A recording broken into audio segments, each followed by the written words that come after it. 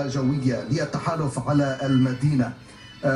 هل تريد قوات التحالف سيد جاسم القول أن معركة الفلوجة تسير بالاتجاه الصحيح؟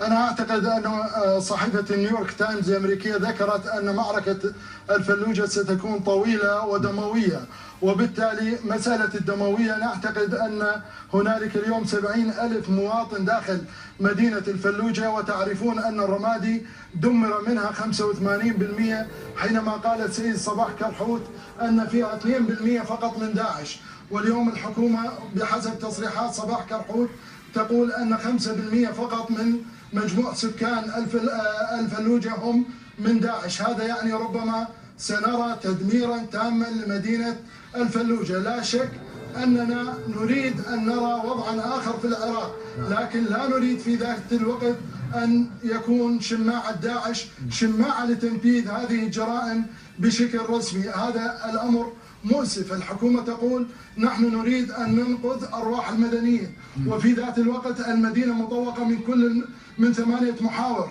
ومنذ 5 أيام والدبابات والمدفعية وصواريخ الأرض والبراميل المتفجرة والطائرات ترمي بحممها على مدينة الفلوجة. أسأل ضيفك من بغداد، هل هذه الطائرات ترمي ورودا على المدنيين؟ ثم كيف يمكنهم أن يميزوا بين هذا المنزل وذاك؟ أعتقد أننا أمام مغالطة كبيرة، وبالتالي نحن أمام جريمة كبرى تنفذ في الفلوجة بحجة تنظيم داعش. لابد من ألا ننسى أن داعش محتلة، عفوا فلوجة محتلة من قبل داعش. سيد يوسف